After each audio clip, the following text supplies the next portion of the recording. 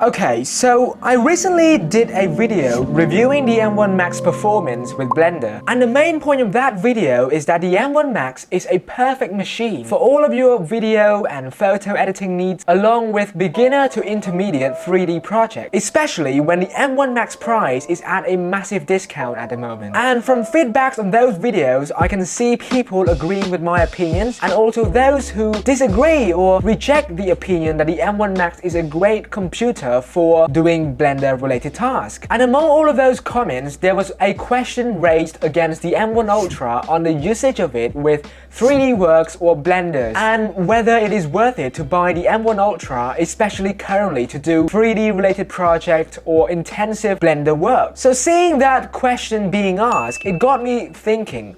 Well, the M1 Max is a great machine overall for video or photo editing and beginner to intermediate level of 3D works, but how about the M1 Ultra?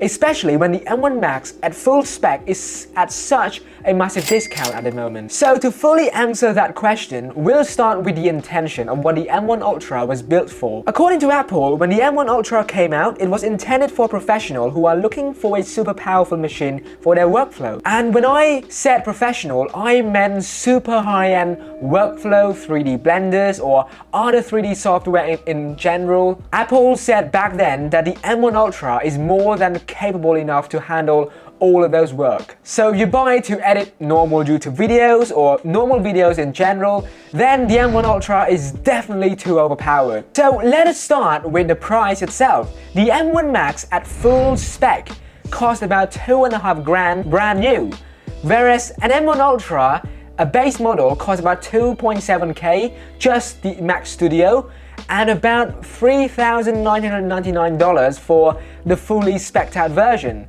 So you are expecting to pay $200 more if you want the base model M1 Ultra. I think it was 64GB of RAM or 32 and 1TB of storage, which is not that great. And with the fully spec M1 Ultra, you will have to pay about nearly $2 grand over just to get that machine, and plus you have to pay for a desktop, a mouse, a keyboard, so the price will keep adding up. However, if you are buying it for advanced 3D works, is the M1 Ultra worth it? Well, that was when I did a lot more digging, and it turns out that the M1 Ultra is not able to harness the full potential of both M1 Max. Because remember, the M1 Ultra, based on Apple marketing, I would say, was the idea of combining two M1 Max and creating a super powerful computer.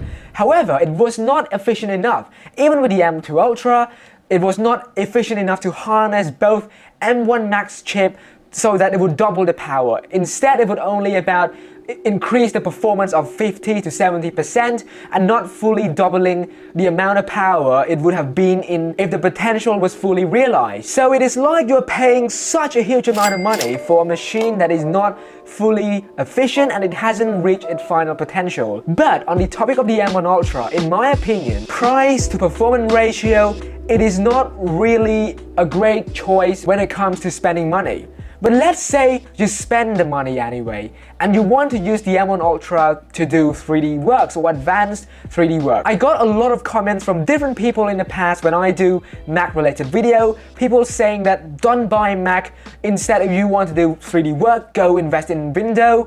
And for that, I would definitely support it totally. If you want to just go all in to 3D work, then maybe a Windows machine, a graphic card whereby you build everything yourself, is a lot more cost efficient.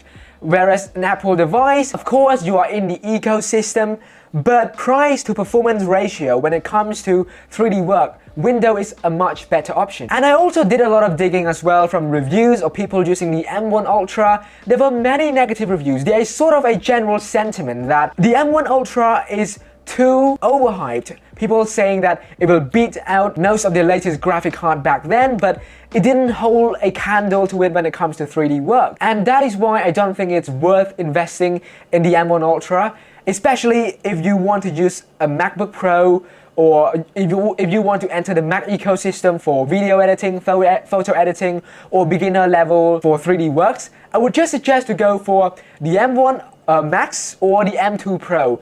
For me, I would suggest the M1 Max, the fully spec one, because it's at a massive discount.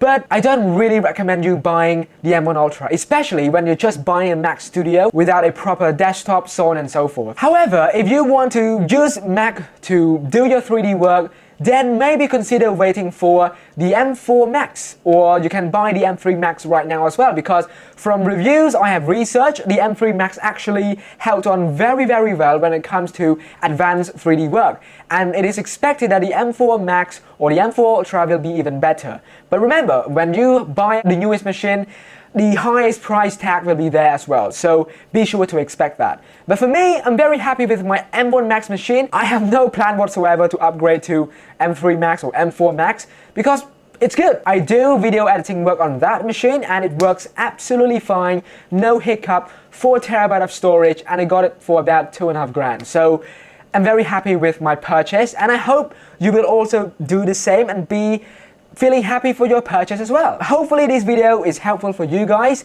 and make sure to share your thoughts below as well on your opinions on the M1 Ultra. I especially want to hear it from people who actually are using the M1 Ultra currently.